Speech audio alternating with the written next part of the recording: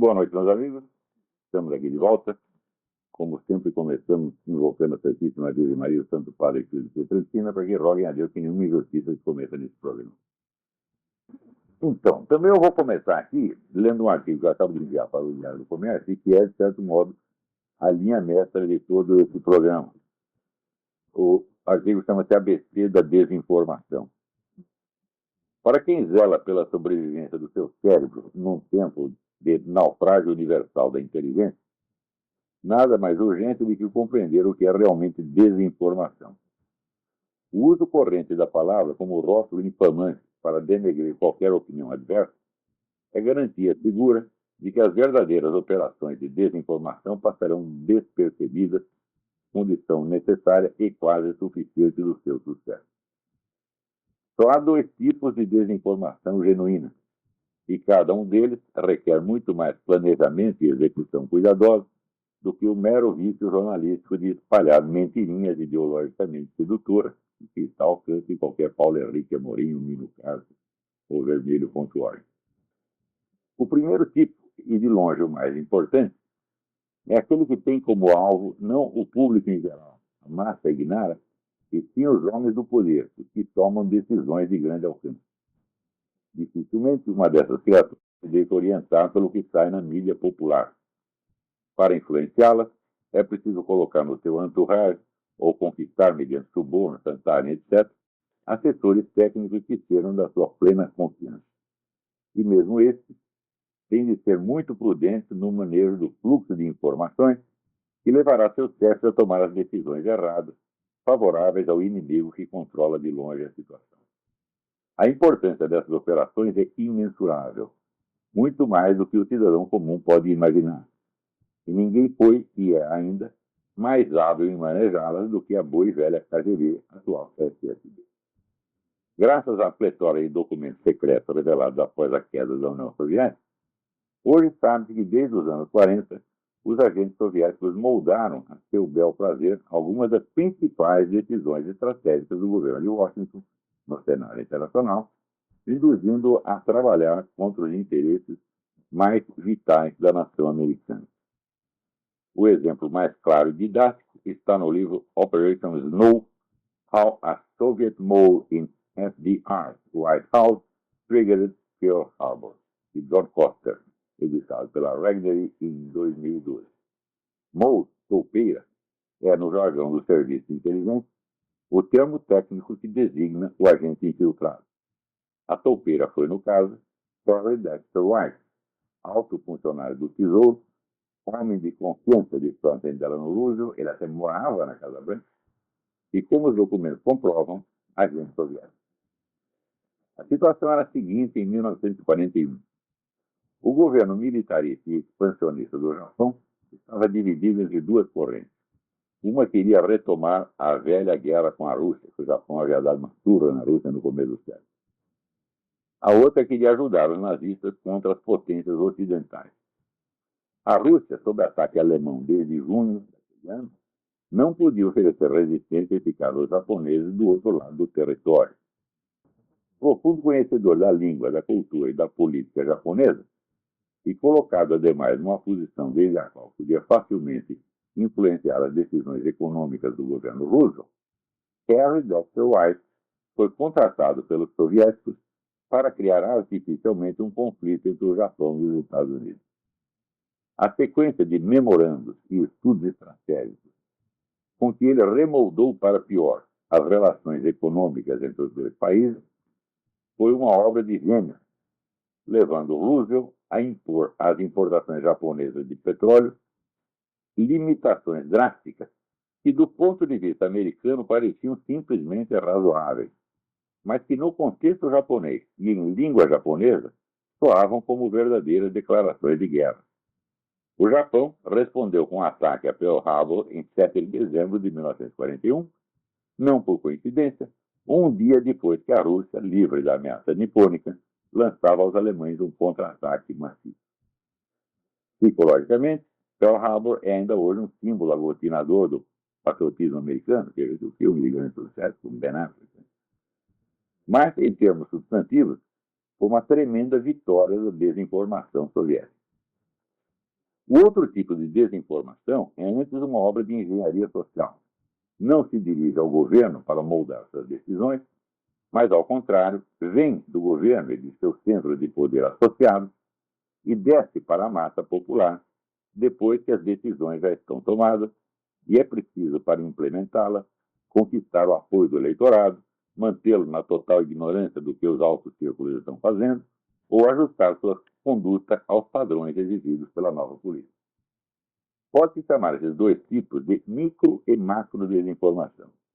As dificuldades são consideráveis em ambos os casos, mas de natureza bem diversa. Se o primeiro é inviável sem o máximo de sigilo e o manejo fino do fluxo de informações, o segundo requer o controle completo dos meios maiores e mais prestigiosos de difusão, podendo, no entanto, coexistir com alguma contestação menor ou marginal que estatisticamente não afete o sentimento da massa popular. Já aí há até um cálculo, quanto de oposição se pode permitir, de modo a simular um debate democrático, mas de tal maneira que a oposição não afete essencialmente a opinião popular. No Brasil, essa condição é facílima de alcançar, pois a grande mídia foi sempre dependente de verbas governamentais e não se atreve a morder a mão que a alimenta. Foi assim que os maiores jornais e canais de TV consentiram em ocultar a existência do Foro de São Paulo por 16 anos, até o momento em que, dominador completo da situação continental, esse já podia se exibir em público sem maiores riscos. Nos Estados Unidos, a coisa teve de ser precedida por um longo e complexo processo de concentração da mídia nas mãos dos grupos globalistas, que hoje disputam com a Rússia as afeições do bloco islâmico.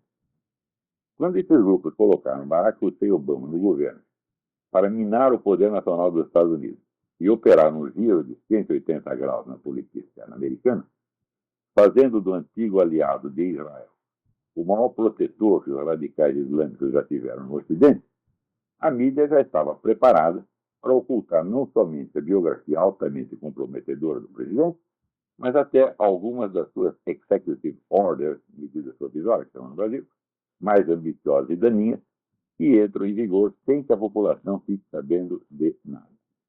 Você vê, até hoje, aquela medida provisória, executive order, em que o Obama conferiu a si mesmo o poder para mandar prender e manter preso indefinidamente, sem processo, nem coisa nenhuma, nem direito a qualquer cidadão americano, até hoje isso não foi noticiado pela grande mídia. Está pelos canais oficiais. Então, está lá no site da presidência e está lá. Mas a mídia não fala nada. Assim como no Brasil, você vê aqueles famosos dois discursos em que o Lula confessava todas as suas atividades no Foro de São Paulo, inclusive a intervenção direta na política interna de outros países, até hoje está lá no site oficial da presidência. Tá certo? E não sai nada na mídia. O que está no site da presidência, quem que vai ler? Bom, só pesquisadores ou pessoas altíssimamente interessadas. Digamos, no Brasil, eu acho que essas pessoas não passam de 3 mil. Umas 3 mil, 4 mil pessoas leram esses discursos no site da presidência e a nação continua não sabendo. De modo que, se a notícia não é divulgada, não existem reações políticas. Aquilo não entra na história política, fica politicamente neutralizado, embora esteja lá o registro oficial e ninguém possa desmentir. Quer dizer, o fato da notícia estar provada não quer dizer alguma coisa cientificamente, tá certo? Mas não quer dizer nada politicamente ou publicitariamente. Já dizia o famoso jornalista Gondim da Fonseca, quer dizer, o jornal ganha pela notícia que não sai. Ele dizia isso com experiência. Então, hoje em dia, isso está mais comprovado do que nunca. Antigamente, vamos dizer, uma ou outra notícia que era suprimida era, em geral, vamos dizer, por um suborno. Você chegava lá um político, dava um dinheiro para o diretor do jornal e dizia, não publica isso. Não publicar. Ou então havia, vamos dizer, a censura oficial ostensiva, como houve no tempo da ditadura militar. Mas hoje não é nenhuma coisa nem outra. Hoje é um controle total e sistemático da mídia inteira, da grande mídia inteira. É um fenômeno como nunca houve no mundo, de modo que a grande mídia tanto no Brasil, quanto nos Estados Unidos, quanto na Europa, se tornou um negócio uniforme. E a uniformidade, evidentemente, cria uma impressão de consenso. Né? É aquele negócio, não é possível que todos estejam mentindo ao mesmo tempo. Eu digo, sim, eu faço, é justamente, a coisa é feita assim, justamente porque é inverossímil. Certo? Então, cria uma situação, mas é verdadeiramente alucinatória, onde ninguém está sabendo de coisa nenhuma, onde toda a conduta política das massas é baseada, vamos dizer, numa falsificação, num teatro, certo? De modo que se criaram as condições para a engenharia social total. Então, é a famosa ditadura científica de que falava o Aldous Huxley no Admirável Mundo Novo, né? Onde você não tem que impor a autoridade do governo pela força, porque toda a conduta política das multidões já está pré-programada e o pessoal segue aquilo com uma fidelidade extraordinária. Às vezes não só com fidelidade, mas com entusiasmo. Acreditam realmente nisso. Aqui nos Estados Unidos, o entusiasmo pela figura de seu Obama chegou ao ponto de que aquele ator, o ator do filme Django, Jamie Foxx, ele num programa de televisão recente, ele disse: palmas para nosso Senhor e Salvador Barack Hussein Obama. Né? Quer dizer, é um negócio de fazer inveja ao Bispo Macedo, né? Porque o Bispo Macedo, palmas para nosso Senhor e Salvador, eu.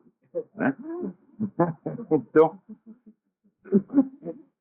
então, graças aos bons préstimos no Brasil, graças aos bons préstimos da Folha, do Globo, do Estadão, etc., a nossa população não está sabendo nada do que se passa nos Estados Unidos. Sabe que é nada?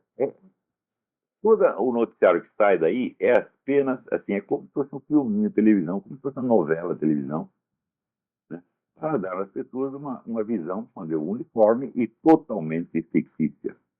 Por exemplo, no Brasil, ninguém tem a menor ideia, mas nem de longe, a menor ideia da extensa folha de serviços prestadas pelo seu Barack Hussein Obama, pelo governo Barack Hussein Obama, aos terroristas islâmicos.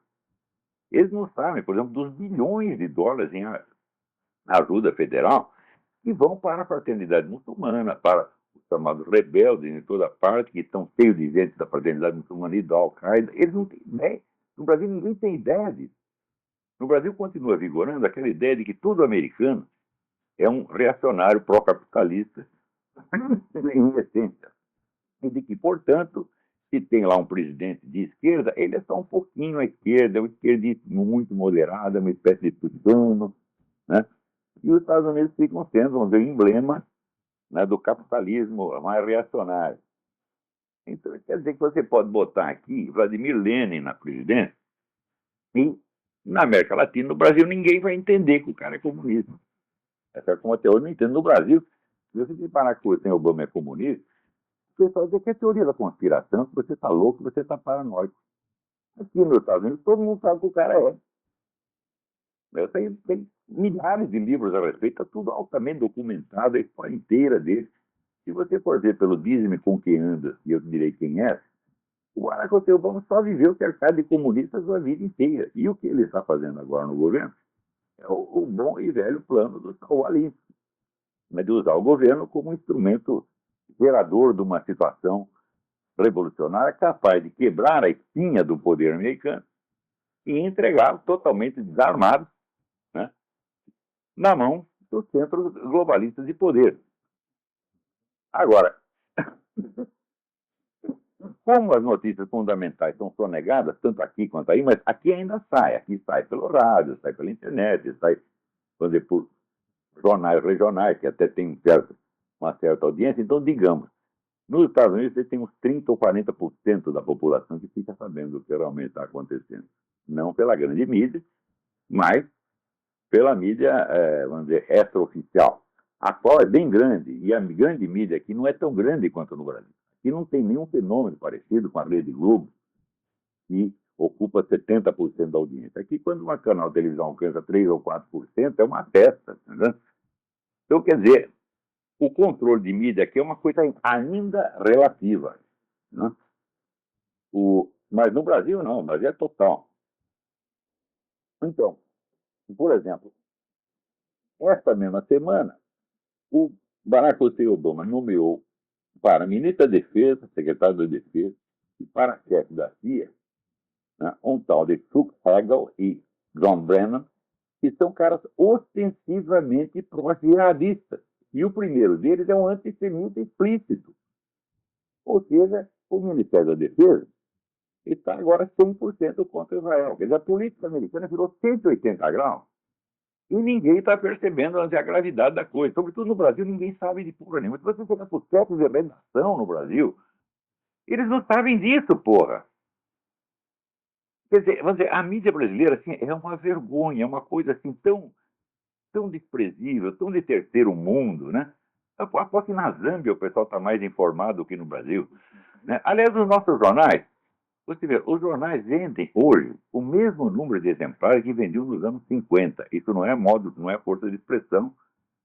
Vocês vão lá nas estatísticas de circulação, vocês vão ver que a Folha vende 300 mil exemplares por dia, mais ou menos, e no fim de semana vende 1 milhão.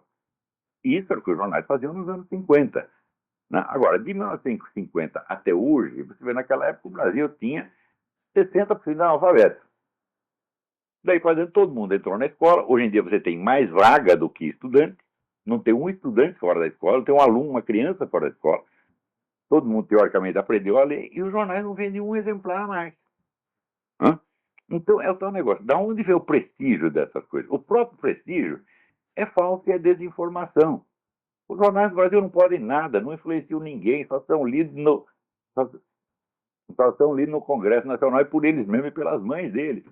Eles são uma organização ridícula, nem que ficam posando como se fosse, vamos dizer, o mainstream, a opinião dominante deles mesmos, sobre eles mesmos, tá entendendo?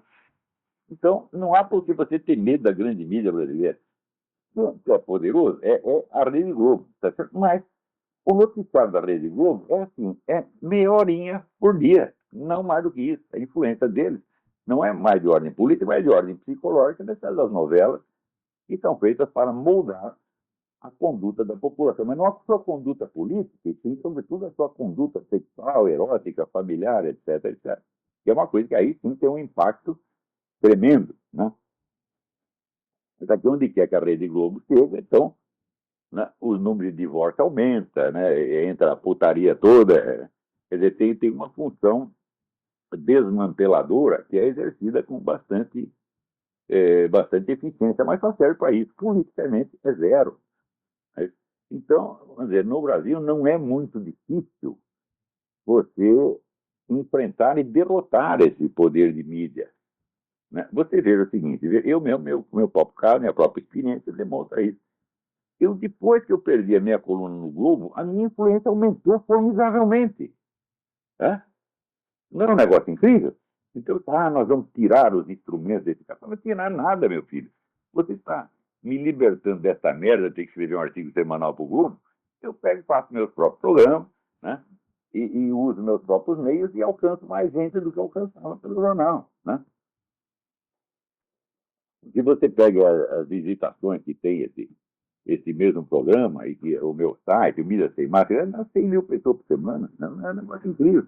Então a gente não precisa da grande mídia para absolutamente nada. Né? No Brasil está cheio de artistas, por exemplo, que foram excluídos do meio das televisões, etc., e começaram a ganhar muito mais dinheiro. Vocês perguntam para o Juca Chaves. Há quanto tempo o Juca Chaves não aparece na Globo? Né? Mais de 30 anos. Pergunta, Juca, está faltando algum dinheiro para você? Não, eu nunca ganhei tanto dinheiro quanto agora. Por quê? Porque ele vai de cidade em cidade, faz o show dele, é exigente, e não faz na Rede Globo absolutamente nada. Então, não deixa de ser uma situação propícia. Tá certo? Então, a grande mídia brasileira é realmente um tigre de papel, ela não pode nada, é um bando de cara que escreve para eles mesmos e para suas mães. Né? E às vezes as mães também não gostam muito. Né? Então, agora, o que se passa substantivamente na política americana não chega no Brasil em hipótese alguma. É nada. Zero, zero, zero, zero, zero. Né? Por exemplo, né? Vocês não vão ler nada no Brasil a respeito das perspectivas da economia americana para os próximos anos. Todo mundo diz, a economia americana acabou, afundou. É curioso, ao mesmo tempo que eles aplaudem o governo Obama, e eles aplaudem a debacle da economia americana. Falam, Mas o governo Obama é tão bom, como é que você pode festejar as duas coisas ao mesmo tempo? O governo Obama é maravilhoso, mas a economia americana está indo para o buraco. Né? Mas eles não ligam para isso. Quer dizer, coerência, para esse pessoal de serviço, coerência, realidade não conta absolutamente. Eu recomendo para vocês o livro do psiquiatra Lyle Rossiter, que chama The Liberal Mind, né, onde ele diz que a quantidade, vamos dizer, de crenças absurdas que essa gente tem é tanta que você só pode explicar aquilo realmente como uma doença mental. Né? É... Não, não, sem brincadeira. Né? Existem, aliás, vários livros sobre isso. O livro do Andrew Lovachev, que eu já mencionei aqui, Political Ponerology, né? Mostra como funciona a cabeça desses caras. São loucos perigosos mesmo. Né? Sem brincadeira, não é ofensa, não é modo de expressão, mas é uma coisa científica. Então, os Estados Unidos têm reserva de cisto betuminoso, isso é uma monstruosidade.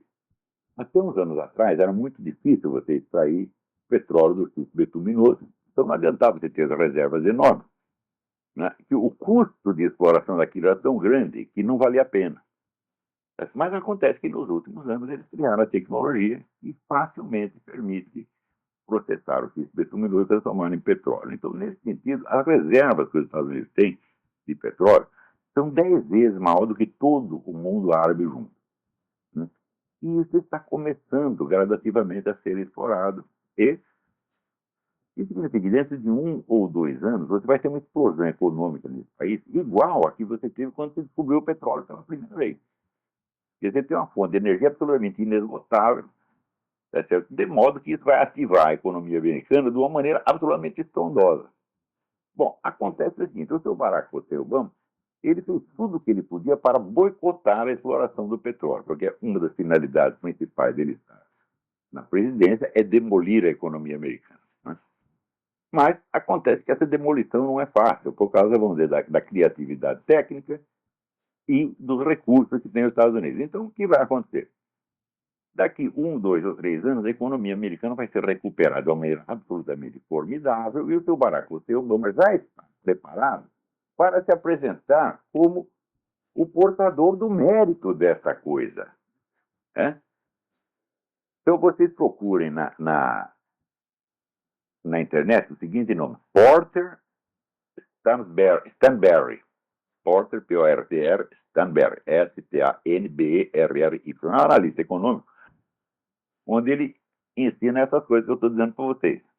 Então, tudo já está preparado para fazer do seu Barack Obama o maior sucesso econômico de todos os tempos e para eternizá-lo na presidência. Ao mesmo tempo que o Porter Stansberry publica essa análise, o que acontece? Já tem projeto na Câmara para permitir uma terceira eleição do Barack Hussein Obama. Terceira, e quarta e quinta. Quer dizer que tudo está convergindo. Os caras já leram lá, já falaram, esse negócio difícil. Não adianta a gente querer destruir a economia americana porque ela se levanta, ela tem força interna, e, né? Ela vai se levantar, você queira ou não. Então já vamos tirar proveito disso.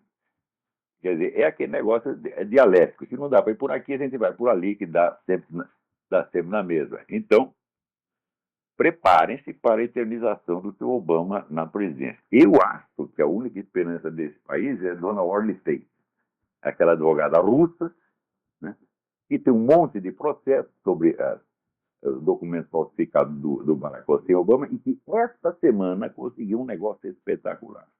Conseguiu que fosse agendada uma audiência plenária na Suprema Corte a respeito do certificado de alistamento falsificado, da certidão de nascimento falsificada, do Social Security falsificado, etc. Eu não sei a data ainda do negócio, mas o pessoal já estava aqui tudo fazendo as previsões mais terríveis, porque o juiz encarregado do negócio era o Don Roberts. E você lembra que o Don Roberts, ele foi o sujeito que aprovou, no fim das contas, o Obamacare. Porque o Obamacare era considerado um negócio ilegal, inconstitucional, por ser uma espécie de bitributação. E ele fez lá um raciocínio, maquiou um negócio e disse, não, isso aí não é imposto, é outra coisa. E, no fim, legitimou o Obamacare. Então, tudo quanto é pessoal republicano, conservador, já estão querendo matar o John Roberts e chamando ele de tudo quanto é nome. Ele, a mãe dele, a avó dele, todo mundo, né? Eu estou muito raiva do cara, dizendo, não, esse é um traidor. Na hora que o processo, um dos processos da Orly State, né, foi alocado para o Juiz Roberts, todo mundo falou, está ferrado, acabou, ele não vai fazer coisa nenhuma. Para a grande surpresa de todo mundo, ele marcou uma audiência plenária, de maneira que não é ele que vai ouvir, é a Suprema Corte inteira que vai ouvir esse negócio. E, sinceramente, em termos racionais, é muito difícil, né, alegar qualquer coisa contra as provas que essa mulher tem, que são provas materiais. Então não tem jeito de você escapar. Eu espero que ela tenha a prudência de não insistir muito no detalhe da inelegibilidade, que é um problema constitucional complicado, mas se atenha ao crime de forgery, como eles chamam aqui no Brasil. O Zé Honório Rodrigues que inventou esse termo, que é forgicação. Né? É um termo horroroso, mas... então, o Zé Honório era um historiador, especialista na análise de documentos, e ele, para traduzir o forgery, ele botou isso. Eu nem sei se a palavra existia, mas se existia, ninguém usava. Ele começou a usar, então, a forgicação. Então, o argumento da forgicação é muito forte. Por quê? Porque ele é verdadeiro.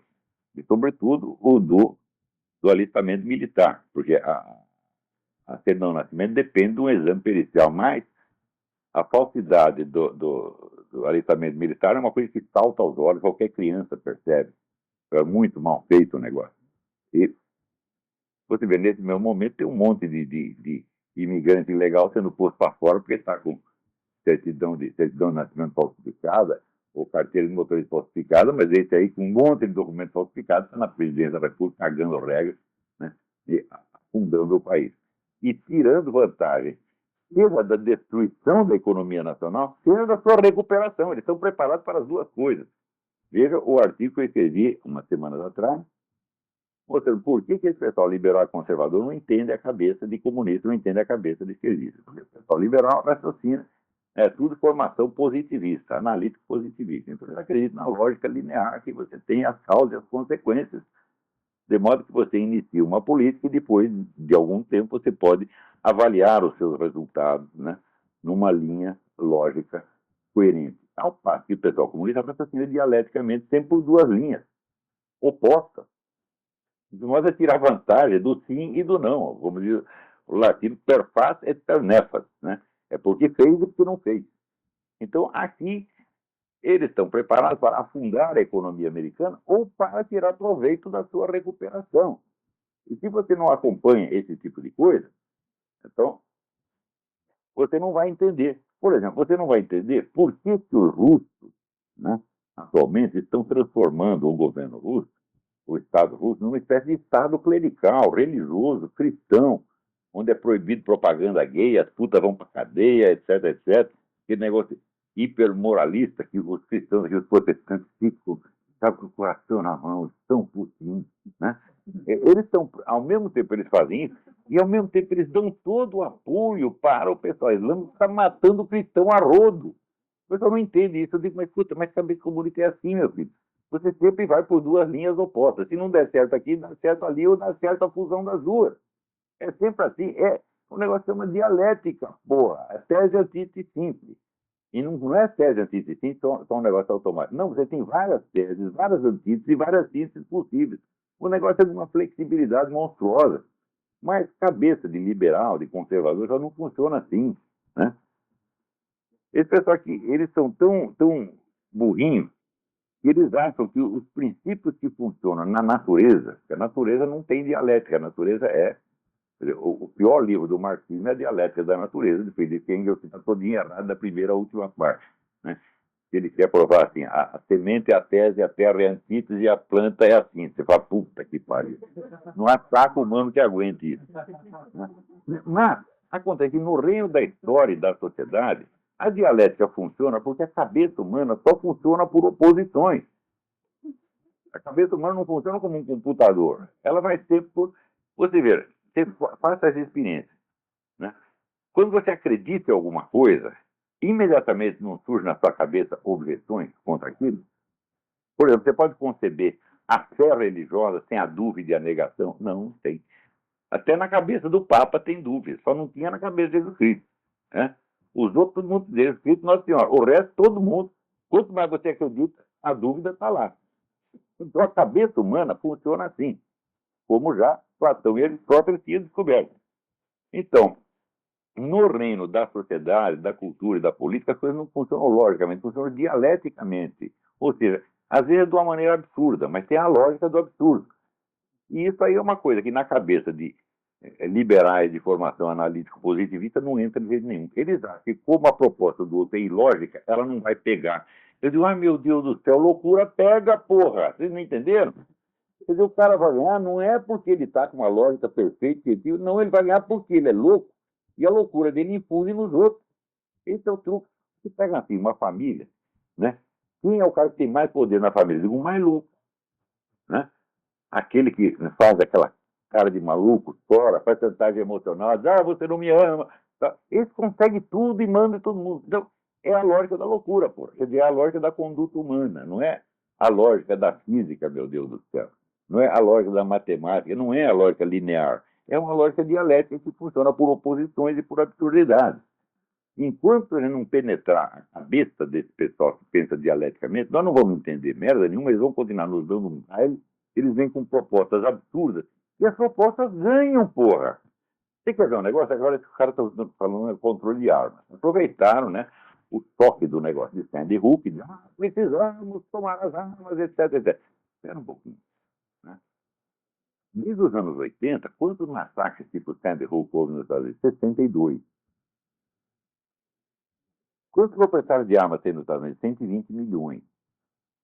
Quem disse que se você começar tomando as armas dos 120 milhões, você vai conseguir acertar justamente aqueles 62 autores possíveis de massacre do tipo Sandy Hook? Hã? Isso é a mesma coisa de que você dinamitar um quarteirão para matar 62 baratas. Você pode dinamitar um quarteirão inteiro, você não vai acertar 62 baratas. Esse é o primeiro elemento. Segundo elemento, quantas pessoas morrem por ano em ataques à arma de fogo nos Estados Unidos? 8 mil. Os Estados Unidos têm aproximadamente entre 12 e 15 mil homicídios por ano, 4 vezes menos que o Brasil, com os 100 milhões de habitantes a mais que nos Estados Unidos, tem, né, um quarto dos homicídios que tem nos Estados Unidos, e desses homicídios apenas 8 mil são praticados com armas de fogo. Em contrapartida, 400 mil pessoas por ano, 400 mil pessoas por ano, se livram de ataques homicidas reagindo de armas na mão. Então, isso quer dizer, para você eliminar 8 mil homicídios, você vai fomentar outros 400 mil. É uma coisa que não faz sentido absolutamente. Mas justamente porque não faz sentido é que as pessoas apoiam que elas querem isso. Por quê? Veja, quando um esquerdista diz eu quero diminuir a violência, você não pode entender que ele quer isso. Né? E o que ele está fazendo, diminuir a violência, ele vai tirar proveito político disso, dizendo, está vendo, fui eu que pacifiquei o país. E se aumentar formidavelmente a violência, ele também vai tirar proveito disso. Por quê? Porque isso fomenta a situação revolucionária que ele deseja, ou para explodir o establishment, ou para o contrário, se ele estiver no comando do establishment, para justificar, né, a política de repressão geral que ele quer impor. Então, você vê, é tudo com pensamento duplo, vai para cá ou vai para lá. E a gente tem que entender isso. A língua dupla, né, o bilingues maledictus de que fala a Bíblia, está no coração do esquerdismo internacional. Não só do esquerdismo, mas de todo e qualquer movimento revolucionário. Seja comunista, fascista, nazista, anarquista, todos eles têm o pensamento duplo. E pessoas de pensamento duplo, é difícil você lidar com ela. E por isso mesmo eu digo, quanto mais maluco o sujeito, mais vantagem ele leva. Você vê, uma pessoa normal não é capaz de ter a agressividade psicológica que tem um louco. E na base da agressividade psicológica, a pessoa domina todo mundo. Qualquer de vocês pode depor, não tem na sua família, tá certo?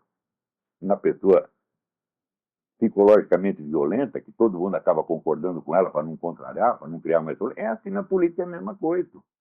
Né? E então, do mesmo modo que o Obama está preparado para tirar proveito da destruição econômica dos Estados Unidos ou da sua recuperação, ele também está preparado para tirar proveito, seja da diminuição, seja do aumento da criminalidade armada. As duas coisas valem para ele. Tá certo? Então, isso quer dizer, você nunca pode discutir com essas pessoas na base da honestidade e da racionalidade. Você sempre tem que estar preparado para o fato de que eles têm 1, 2, 3, 4, 15 cartas na manga ou 20 coelhos na cartola, tá entendendo? Eles se adaptam a qualquer coisa. Se você estudar a história do marxismo, você vê que o marxismo é uma teoria que consegue, no dia seguinte, dizer o contrário do que dizia na véspera, e todo mundo continua dizendo que aquilo é marxismo, meu Deus do céu. Você vê, Karl Marx começou dizendo que a estrutura de classe,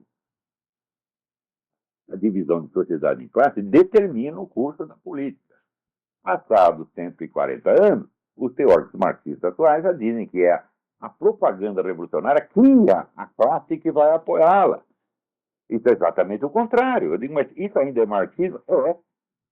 Então, é uma teoria que ela pode dizer A e o contrário de A e ela não perde a sua identidade. Se você estudou a história do marxismo e percebe isso, então imediatamente você tem a chave explicativa de toda a conduta desse pessoal. É a conduta propositadamente ambígua e escorregadia, de modo a tirar proveito de todas as possibilidades. Isso quer dizer que nenhuma política que eles propõem nunca, nunca, nunca expressa o que eles realmente desejam. Isso não quer dizer que eles não a desejem. Não é assim, um negócio mecânico. Eles estão propondo A porque eles querem o contrário de A. Não, não, não. Eles estão propondo A porque eles querem A ou o contrário de A, ou uma terceira alternativa ou uma quarta. A única linha de coerência que existe é o seguinte: eles sempre estarão por cima. Aconteça o que acontecer. E ele tem essa técnica de tirar proveito de todas as alternativas. Então, para você ver como estão as coisas aqui. Umas semanas atrás, eu estava aqui lendo esse livrinho. A criminalização do Estado na África. Jean-François Bayart, B-A-Y-A-R-T. Mostrando que o governo da África do Sul, né, hoje em dia é uma cleptocracia. É o governo dos gangsters, dos traficantes, dos assassinos, ou seja, o negócio degringolou.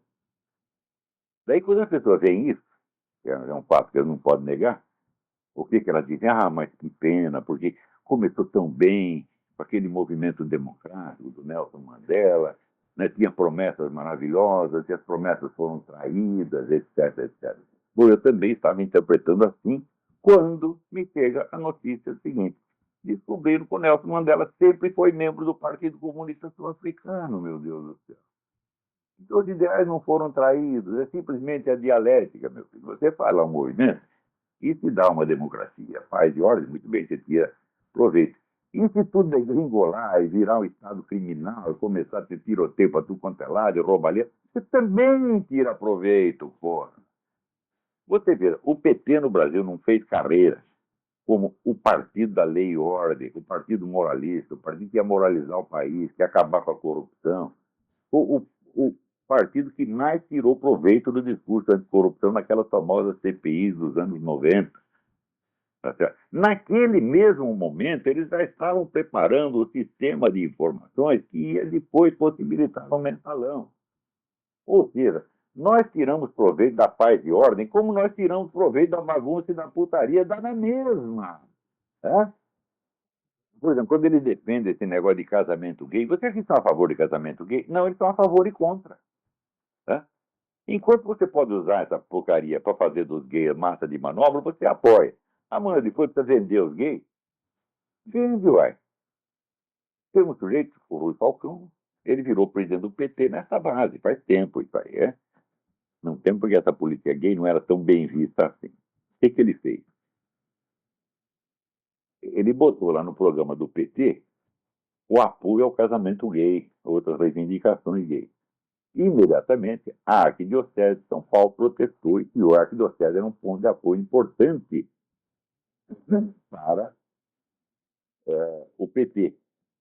Daí o Lula ouviu falar aquilo, ficou aterrorizado, foi correndo para São Paulo. Pô, mas é gay, o Falcão falou, é muito simples, você me põe na presidência do partido, eu tiro as reivindicações gays. E foi acredito que aconteceu. De repente, um cara absolutamente desconhecido, que é o Rui Falcão. Eu conheci o Rui Falcão e a mãe dele conheceu ele. Mas ninguém conhecia ele. Né? De repente, os desconhecidos dão um baile no Lula e vira presidente do partido. É assim que se faz. Eles sempre foram assim e sempre serão assim. Né? Você vê, por exemplo, quando houve a Revolução Russa, os comunistas eram todos a favor do amor livre. Né? Então, começou aquele negócio de uma revolução. No dia seguinte, está todo mundo comendo todo mundo. E aparece, então, uma geração de filhos de ninguém. Né? Esses filhos de ninguém, evidentemente, viram todos delinquentes. E daí criam um problema de delinquência, e daí o governo falou, então vamos acabar com essa putaria, agora nós vamos instaurar um moralismo mais estrito. E vamos, o que nós vamos fazer com esses moleques de rua, com esses delinquentes? Nós vamos matar todos. Mataram todos. Então, num primeiro momento, tiraram proveito da política do amor livre. No momento seguinte, tiraram proveito exatamente do contrário. E o cara que inventou a política do amor livre, que foi o Carlos Radek caiu em desgraça, e botaram ele aonde que o Stalin mandou prender ele, numa prisão de delinquentes juvenis, os quais mataram Carlos Radek a pontapé, pisando no velho. Né? O movimento comunista tira proveito de tudo isso e vai sempre progredindo, meu filho. Né? Então, é um negócio que tem no texto. Como vai o mundo? Bom, ele se destrói, mas ele continua crescendo.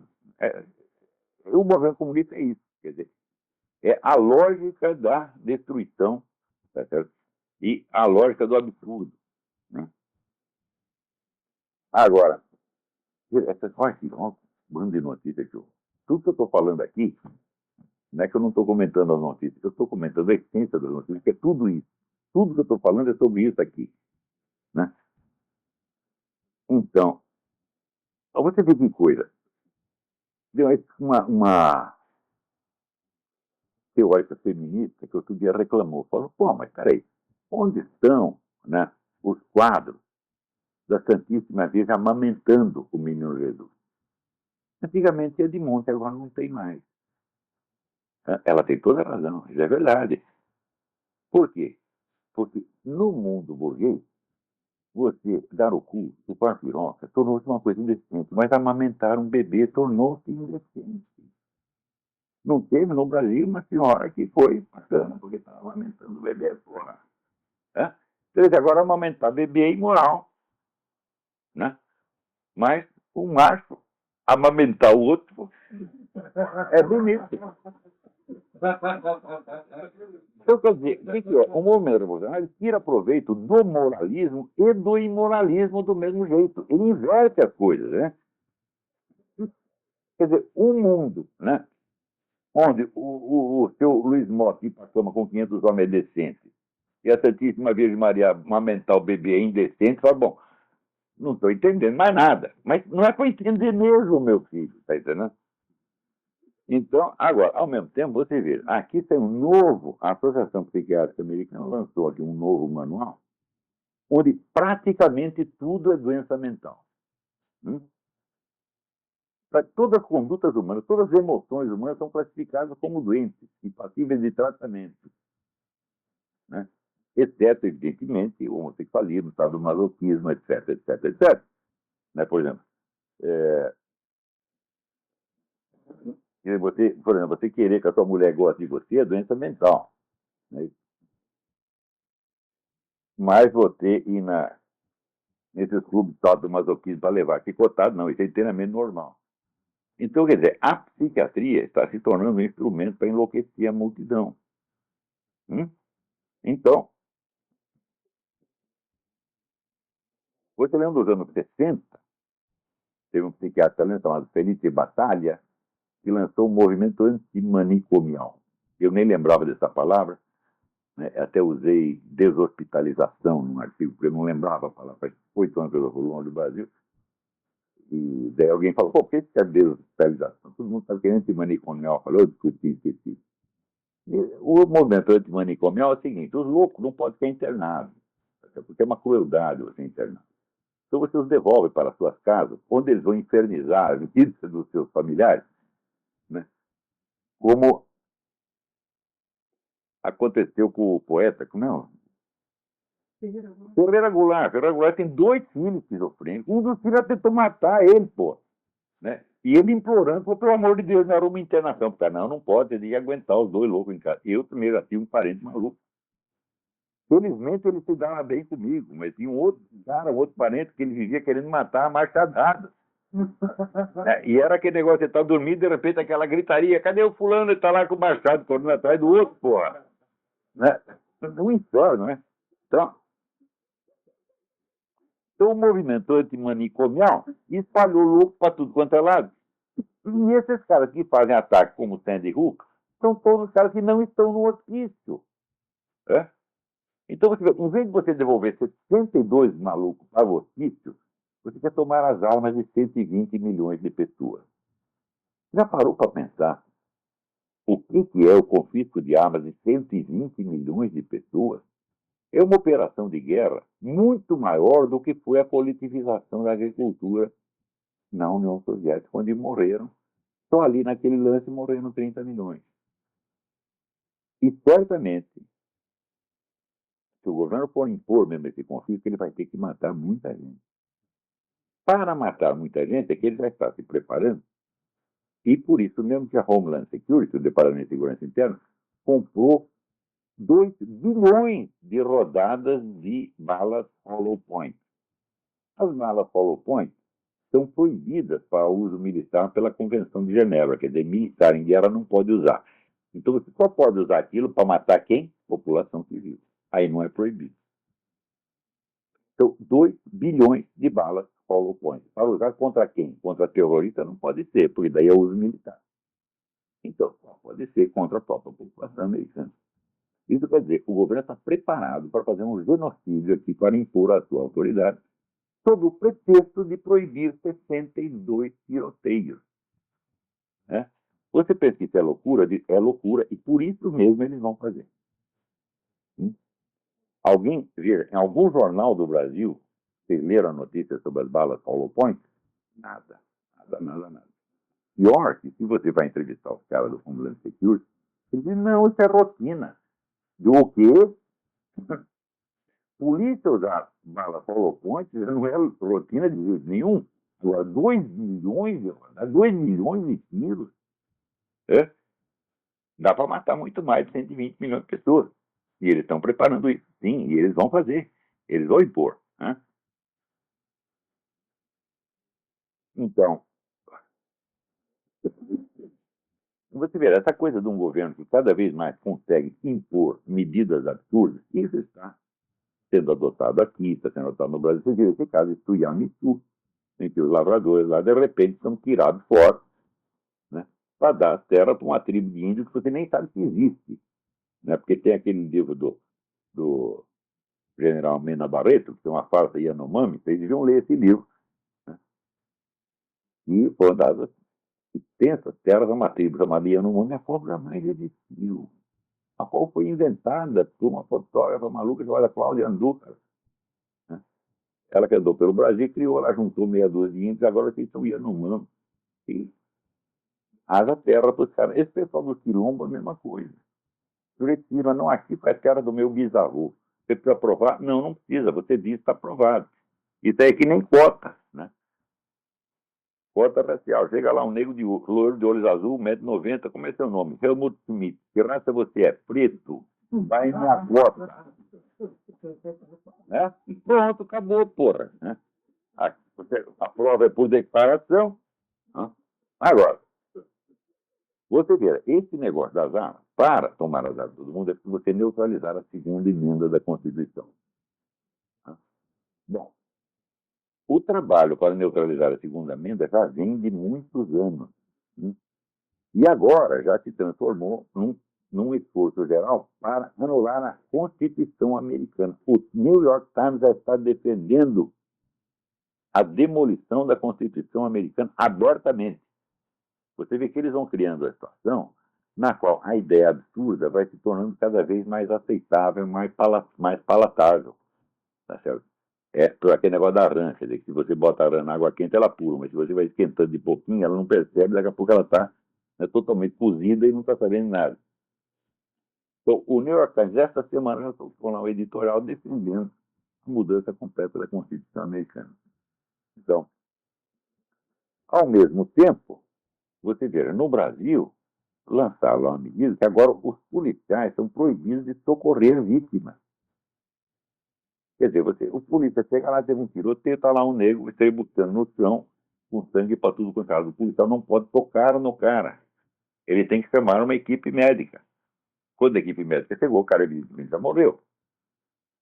Mais ainda, pela nova lei, se um sujeito morre numa coisa dessa, você não pode registrar como foi morte em função, vamos dizer, de uma violência. Não, você tem que fazer morte em função da violência policial. Ou seja, você está obrigando os policiais a depor, não pode atender as vítimas e ainda tem que depor contra si mesmo. Claro que isso é absurdo, é claro que é louco.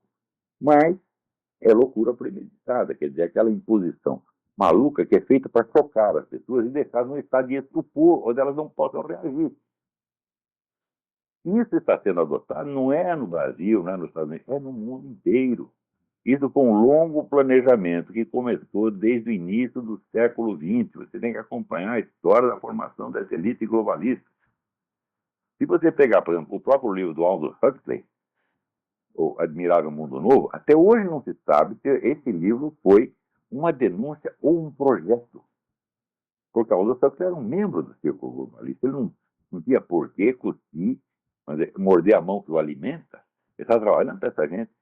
E hoje você vê muitas medidas que são o próprio Admirável Mundo Novo sendo imposto para nós. Primeiro começa aquilo na ficção, acostuma as pessoas primeiro a temer aquilo. Depois, quando o temor vai se tornando rotina, você se acostuma que aquilo é inevitável e daí você faz aquilo que você mesmo impôs como inevitável. Se você pensa que isso é um nível de planejamento excessivo, muito conspiratorial, é porque você não conhece a história, pô. As coisas são feitas exatamente assim. Então, do Big Brother Brasil. Né? Você vê, o deputado João Willis, ele se gaba de ter subido na vida com o programa Big Brother, que é uma coisa que qualquer pessoa deveria ter vergonha. 20 anos atrás, qualquer um teria vergonha de subir por esse meio. Hoje ele se gaba, acha lindo isso aí. Quer dizer, é a invasão de privacidade aceita. Então, isso quer dizer que os indivíduos que são os mais exibicionistas, portanto, um pouco malucos, eles começam a ter vantagem. Né? E esse exibicionismo é feito de maneira a chocar e desorientar. Você vê o Luiz Motta fazendo aquele discurso sobre sexo, apagando a estátua de um bebê. Evidentemente é propaganda da pedofilia, mas você vai acostumando. Você fica indo também num estado de choque, porque você não acredita que uma pessoa vá fazer isso. É a teoria do crime inverossímil. Você faz aquele crime que ninguém acreditou que você ia fazer. Isso é mais antigo do que andar para frente. Se vocês leem o livro de um sujeito chamado Iqbal Ali Shah, que era o pai dele, que é um curso no Salatão, vigarista espiritual, já está tudo isso lá no começo do século, meu Deus do céu. E vocês, gente como esse dele, está tendo uma influência enorme em círculos de governo. Eu não sei se eu já contei aqui como eles, por exemplo, eles demoliram a carreira do presidente do México, López Mateus. Né? Se apropriaram da mente da mulher dele, envolveram ela no mundo de escândalo, a carreira do cara caiu. Quer dizer, eles se aproveitam do sujeito e depois jogam no lixo. Né? Então, organizações desse tipo pululam no mundo. Certo? E político é louco por essas coisas. Político adora esse negócio, adora uma macumbinha, adora uma espiritualidade, adora um satanismo e assim por diante, porra. Né? Então, você vê, a própria incoerência das propostas da pessoa é calculada para deixar você num estado de estupor. Por exemplo, quando a National Rifle Association, NRA, propôs que fizesse guardas armados nas escolas, né, o pessoal da esquerda tudo, é civil, não pode ter arma nas escolas. Só o bandido pode. Só um cara pode ter arma. Quer dizer, o louco que vai lá para matar todo mundo, esse pode, os outros não podem. Né? Mas, ao mesmo tempo, você vê, na escola que o Obama pôs as filhas dele, tem 11 guardas armados e estão contratando mais um. Por quê? A guarda armada na escola não funciona. Prova que não funciona, que eles põem alguns na escola dos filhos do Obama. Isso é hipocrisia? Eu falo, não, meu filho, isso é incoerência calculada. Isso é para você realmente perder a capacidade de reagir. Porque você espera ganhar, competir com essas pessoas no campo do debate racional, da política, etc. E não é isso. Esse pessoal só é acessível, vamos dizer, a modalidade psicológica de ação. Mas é como um louco, você não pode. Não adianta você tentar provar para o louco que ele está louco, porra. Não é isso. Você vai ter que usar algum artifício psicológico. As pessoas perguntam, por que eu digo palavrão aqui? É muito simples, esse pessoal não é acessível, nem a face, nem a argumento. Mas eles são hipersensíveis ao escárnio. Hum? Até que você vê no Facebook. A hipersensibilidade ao escárnio é uma das piores características humanas. Mas ela é uma espécie de pecado universal. Todo mundo quer fugir do escárnio, quer fugir do ridículo, tem terror do ridículo. Né? Nós que somos cristãos, nós não temos terror do ridículo. Nós, quando as pessoas escarnecem, fazem piada com a gente até agradece. Por quê? Porque isso nos torna mais semelhantes ao nosso Senhor Jesus Cristo como o objeto de escárnio da história humana. Mas o cara vaidoso, feito oco, o escárnio para ele é o terror, o ridículo é o terror. Então ele vai fugir disso de qualquer maneira. E os filhos da puta, demoníacos, sabem usar isso aí. Mantém você sob a ameaça de escárnio e pronto, você faz o que eles mandarem. Anos atrás eu li um estudo não é foi da Remington, mas é essa empresa de computador, que ele fazia um estudo informático da paranoia. Como você induz, você cria uma paranoia no sujeito. Você o mantém sob permanente ameaça do ridículo. Né? De modo que ele permanentemente fugindo do ridículo, acaba desenvolvendo uma fantasia de que o estão perseguindo. E daí ele começa a obedecer você. Todos esses cálculos psicológicos, eles são estudados há mais de meio século. Por exemplo, nesse Tavistock Institute de Londres. E hoje em dia, esse arsenal de armas psicológicas faz parte da engenharia social, uma coisa normal. Não é conspiração, não. Isso é oficial. Os caras estão fazendo isso o tempo todo. É a famosa teoria do pé na porta. Está lá no livro do Pascal Bernardin. Né?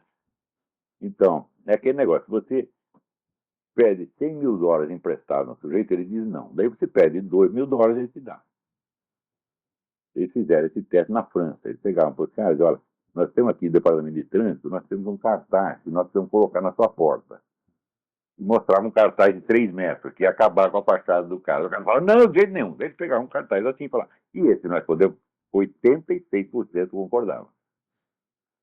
Então, também aquele outro teste de que se você força um sujeito a agir contra seus próprios princípios morais, em 80 e tantos por cento dos casos, ele vai mudar de princípios morais depois. É aquele teste que o sujeito fez. Na Suécia, o professor universitário disse, não, vocês não podem falar mal do homossexualismo, sem vocês terem experiência, então agora nós vamos fazer aqui uma lição de casa, todo mundo vai chupar uma piroca durante o fim de semana e engolir. 80 e tantos por cento, oh, não é tão mal assim. Hã? É claro, o sujeito não vai confessar, eu sou um trouxa, eu me expus à vergonha, você me fez de idiota, ninguém vai confessar, porra. Você prefere confessar que matou a mãe do que confessar que ele é um trouxa. Né? Eu vi isso funcionar, estudei esse negócio de seita, todas elas usam esse tipo de coisa, porra. Né? Então, manter as pessoas sob a ameaça do escárnio é uma maneira de controlá-las. E você só escapa disso quando você não tem mais medo do escárnio. Eu, confesso, eu não tenho medo nenhum, porque eu fiz já falaram de mim, falaram coisas mais absurdas. Né? O nego pegou minha cabeça, grudou lá no corpo de um cara, na fotografia do lado do Fidel Castro. Não, ele era comunista, amigo do Fidel Castro. Era um cara de 1,90 m, pô. Eu tenho 1,71 m, 1,71, hein? Presta atenção. 1,71 m. Eu vou fazer gozação disso também, pode fazer. É? Então, na verdade, tudo quanto é gozação possível comigo, né? Então eu estou imunizado. Eu sempre lembro, ó, fizeram mais piada de Jesus Cristo do que de mim. Né? Não é que nem o Lula, que levei mais picotado do que Jesus Cristo. O Lula, coitado, ele nunca levou sequer um pontapé no meio do cu. Mais do que merecido, né? Não fizeram nada. O Lula foi só afagado, paparicado, blindado, etc. E daí ele fica com essa choradeira, né? É, meu Deus do céu. Então, agora, para vocês verem como é esse negócio das armas, né? Na Inglaterra, a Associação Médica está pedindo a proibição das facas de cozinha, que tem um ponta. Né? Porque proibiu as armas de fogo, o pessoal começou a matar os outros a facada. Então agora só pode ter aquela faca com ponta redondinha e não pode ter mais do que 10, 12 centímetros. Isso é sério, não é loucura, não está acontecendo mesmo. Agora, aqui nos Estados Unidos já saiu uma estatística que matam mais gente com martelada e porretada do que com arma de fogo. É claro. Então, esperem que os martelos serão proibidos. Serão, não estou brincando. Na Inglaterra, há uma epidemia de compras de tacos de beisebol. Tacos de beisebol, então, não serão totalmente proibidos, não. Agora só pode ser taco de plástico, levinho, né, que criança pode brincar. Vai ser assim, meu filho. Né?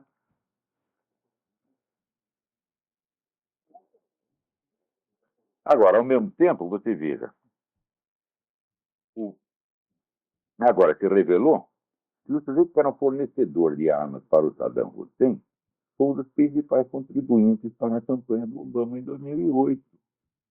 Né? Quer dizer, eles estão contra as armas na mão do seu Zé Mané da esquina, mas a arma na mão do Saddam Hussein, a arma na mão do pessoal da Al-Qaeda pode. O que estava fazendo o embaixador Stevens na Líbia? Qual era a função dele em entregar armas aos ditos rebeldes, dos quais 80% é pessoal da Al-Qaeda? Quer dizer, ele foi assassinado pelos seus próprios amigos, aqueles a quem ele estava servindo. Né? E agora, naturalmente, como é que o governo vai se safar? Porque tem uma comissão de investigação. Né? Como é que vai? Vai jogar toda a culpa no Stevens. Depois o Stevens fez isso que ele quis, nós não mandamos ele fazer. Mas você quer apostar? Né? Quantas bolas no saco você tem? Eu só tenho duas, eu aposto as duas. Eles vão jogar toda a culpa no defunto, por quê? Porque defunto não fala.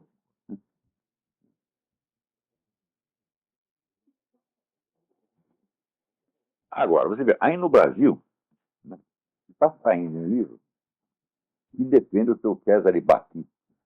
Né? E dizendo, não, ele foi condenado injustamente, etc. O livro 300 páginas está fazendo apologia do Cesare Battisti. Quando você vai ver, o livro está lá sendo distribuído pela Livraria da Folha de São Paulo. A Folha de São Paulo, a Livraria da Folha, praticamente só tem livro comunista. A indústria do livro comunista progrediu formidavelmente nos últimos anos. Por quê? Porque os comunistas dominam todas as universidades, tese universitária hoje é só propaganda comunista, então, evidentemente, né, o período de maior florescimento da indústria do livro comunista foi durante a ditadura militar, porque o governo dava dinheiro para essa gente. Isso aí, o Enio Silveira, que era o dono da maior livraria, editora comunista do Brasil, ele confessou isso para mim pessoalmente logo antes de morrer. Ele sabia que ele estava para morrer, né, moribundamente. Né? Ele disse, olha, a minha editora viveu do general Golbery, a situação engrossava, eu ia lá no Golbery dar um dinheiro e ele dava. Né? Então, agora, tem mais hoje como é o fornecimento de dinheiro do governo para essas editoras comunistas. Então, você pega o catálogo da Livraria da Folha, só tem livro comunista. Agora, esse pessoal conservador, que dizem conservador, que querem fazer revistas culturais, querem fazer cultura conservadora, você pode ter um trabalho sistemático de análise e desmascaramento de cada um desses livros? Nem isso você faz. Né? Então, é claro que isso é a medida número um.